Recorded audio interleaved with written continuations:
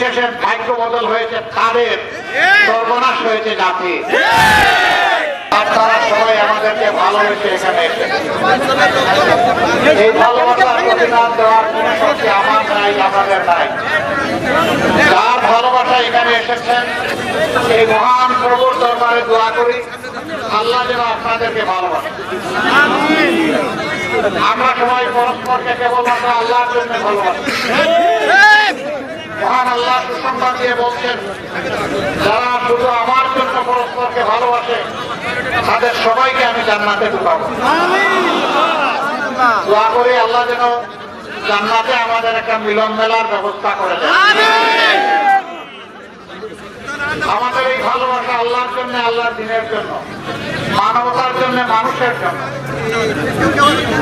প্রিয় দেশ আমাদের সবার, দল, ধর্ম, বর্ণ, ভাষা, বৈচিত্র্যের ঊর্ধ্বে উঠে এদেশ আমাদের সবার। এই জন্য আমরা এমন একটি সহনশীল, এমন একটি মানবিক বাংলাদেশ চাই, যে বাংলাদেশে দল, ধর্ম, জাতি, ধর্ম নির্বিশেষে নারী, পুরুষ, শিশু, আবাল, বৃদ্ধ, বনিতা সকলেই মর্যাদার সাথে এবং নিরাপত্তার সাথে এই দেশে বসবাস করবে।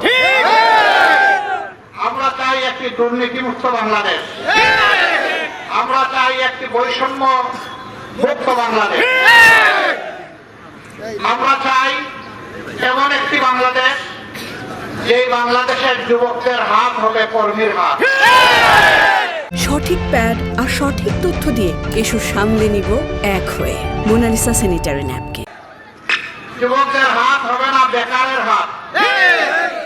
এমন বাংলাদেশ চাই যেই বাংলাদেশে পুরুষরা যেমন করে রাস্তায়, কর্মস্থলে, সর্বত্র নিরাপত্তার সাথে বসবাস এবং চলাফেরা করতে পারবে।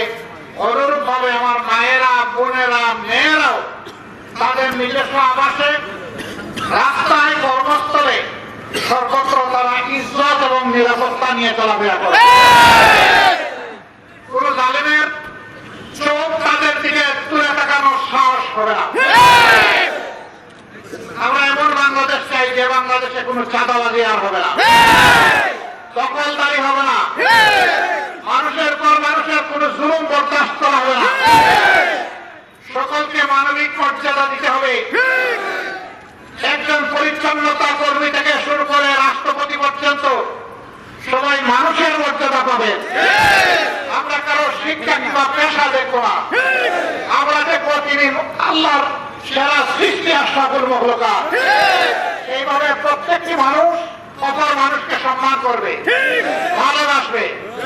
এমন একটি বাংলাদেশ আপনারাও কি চান? আমরা সবাই চাই। এমন বাংলাদেশ কে না চায়? কিন্তু যারাই আমাদের সামনে অতীতে এসেছেন, আমার ধারণা আমার চাইতে সুন্দর সুন্দর ওয়াদা দিয়েছেন। দিন শেষে আমরা দেখেছি তারা বলেছিলেন জাতির ভাগ্য বদলে দেব। দিন শেষে ভাগ্য বদল হয়েছে তাদের, সর্বনাশ হয়েছে জাতি। জাতির সেবক হওয়ার কথা ছিল, তারা মালিক হয়ে বসেছে। মালিক হওয়ার কারণে জাতির সম্পদ চুরি করে তাদের পকেটে ঢুকেছে।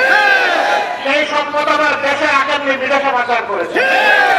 আমরা ওটা আর চাই না, তার আবার পুনরাবৃত্তি হোক ওটা চাই না।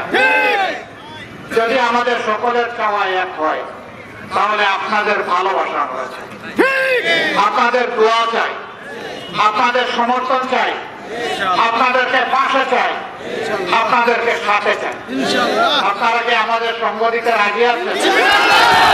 মাধ্যমে এই বিস্তীর্ণ এলাকার জনগণের কাছে আমার ভাই, আমার পিতা, আমার চাচা, আমার মেয়ে, আমার বোন, আমার মা সবার কাছে মেহরবানি করে আমাদের সালাম পৌঁছে দেবেন। আপনারা এই সালাম পৌঁছে দিতে রাজি আছেন?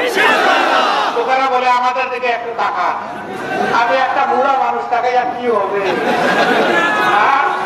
না, আমি বুড়া নই, বয়স আমার যাই হোক, চুল দাঁড়িয়ে থেকে যাক, অসুবিধা নাই।